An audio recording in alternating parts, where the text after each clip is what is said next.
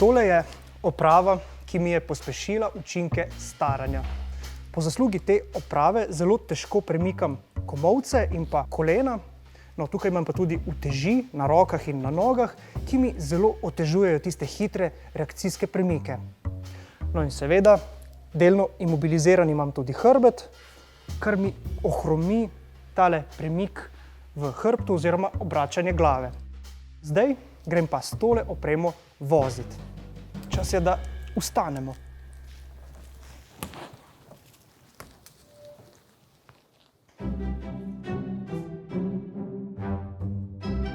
Zelo enostavno razumemo ta trend, ko uporabniki želijo čedalje višjih avtomobilov in seveda še posebej cenimo vsako mesto, kamor se lahko pri vstopanju v avto oprimemo.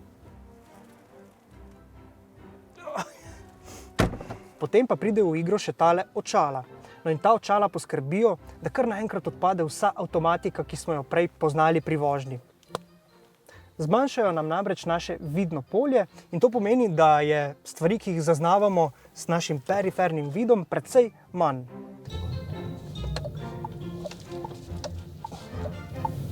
Vidiš kolesarko? Ne.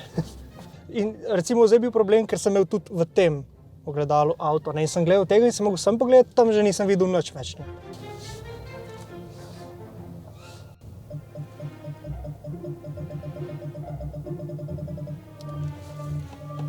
Nimaš vsega naenkrat pod kontrolo. Sem parkiral si pa lepo. Mogoče sreča.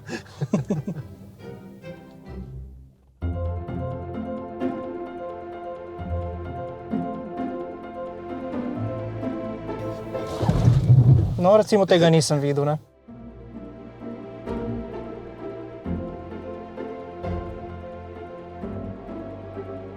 In tukaj, recimo, spet do izraza pride tudi ta mrtvi kot, ne. Pol meni je začelo utripati in jaz sem odreagiral.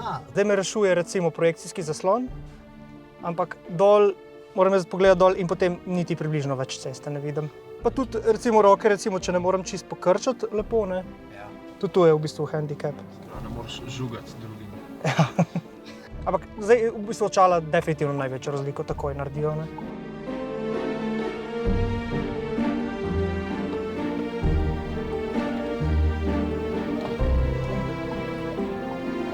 No, tega definitivno ne dosežem. V zavarovalnici Triglav so našim novinarskim kolegom vožnjo še bistveno bolj začinili.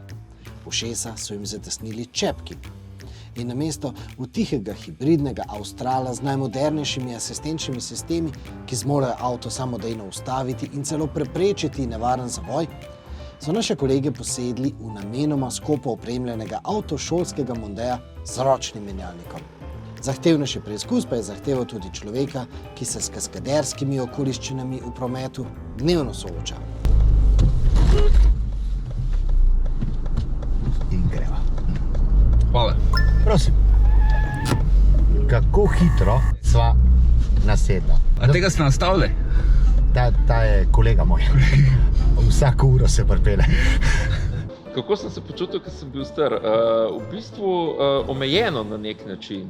Biti star v prometu pomeni to, da pač ti možgani ne delajo tako, kot ti delajo sicer. Da vidiš manj, kot vidiš sicer, da slišiš manj. Lahko bi rekel, da starost je hudič. Cela se moram obrniti, da vidim telo. To so okulisti naredila, ne? Aha. In pomeni, da imava 60 stopinj perifernega vida, 20 stopinj pa tega centralnega vida, ne? Se pravi, dejansko, ko si starejši, vidiš, kot so ta očala. Ker škaj od spod kar ne vidiš.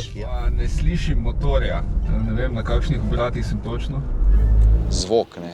Kdo bi si mislil, da je zvok v avtu toliko zelo pomemben med vožnjo, ampak dejansko, zdaj, ko sem v čepke v ušesih, sem izgubil precej več občutkov, kot bi si mislil. Ko ne slišiš motorja, se ta občutek za hitrost še bolj izgubi, kot se v teh modernih avtomobilih že tako ali tako, ne. In če bi vozil po občutku, bi vozil med 65 pa 70 na uro.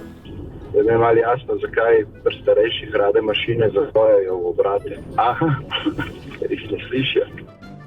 Jaz se nisem znašel na cesti Avto si vseeno sposoben voziti, ampak je to veliko več dela.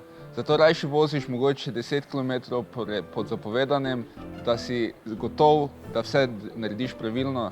Kajti, če pri avtu vozimo malo zelo intuitivno, je zdaj bolj podoben šihtu, recimo temu tako. Vsakič, ko grem po menjalnik, gre volan malo po svoje. Bilo treba pritikati med prestavami, je bilo že zaradi te ukrnenosti, je bilo po vsej verjetnosti malo močneje, so držali volanski obroč in takoj, ko je bila ena roka spuščena, je že avto malo zaplesal. Zelo zaplavala po vozišču, poglejva položaj. Zdaj nalaš vam zdaj to delo, pogovarjava se, smo fokusirani v pogovor, vožnja je postala sekundarnega pomena in tukaj smo čez črto pelala, ko smo se levo, ko smo desno zavijala iz kružišča, smo bila na levi črti. Vidim še en problem. Zelo hitro zapelješ preveč na rob voznega pasu. Koliko enega dela? Ja, ful! Tole. Ja. Niso napake plod tega, ker želimo delati napake, ampak plod tega, zato ker enostavno v dani situaciji ne sprocesiramo vsega. Parkirišče smo videli, imeli smo kar nekaj težav. So v redu? Mislim, da je. Svan, ker ste gledali samo črte. Drži? Ja. Globina je bila pa popolnoma nesprejemljiva. In jaz smo imeli res pol pokrova, še zmeri na cesti. Vzadi pa še meter pa pol prostora. To greva namenoma mem žal, ker večina starejših so tukaj vozi. Ne, ni namenoma, vprašam. Dobro. Kako sploh vidiš, a veš, takole nazaj, s temi očali pa, če si tako malo negibljiv. Zelo lepo pokazala, Ja. S celim telesom. S celim telesom se moraš vrti, se pravi, da je bistveno več dela, Ja. Roko na srce, oni živijo v takem situaciji vsak dan in so navajeni in so se tudi prilagodili svoje reakcije, svoje odzive, Vsekakor kompenzirajo.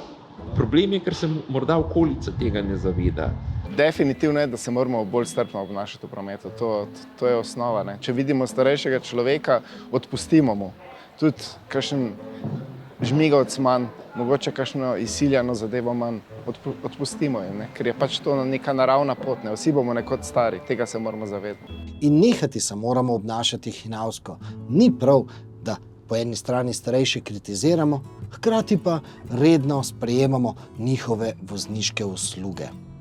Manjka nam te empatije. Starejše voznike pogosto obravnavamo kot neko osamljeno skupino voznikov, ki jih preučujemo, ki imajo neke značilnosti, mi pa z njimi nimamo nič. Ampak hkrati smo posebej v Sloveniji generacijsko res zelo povezani in tudi odvisni.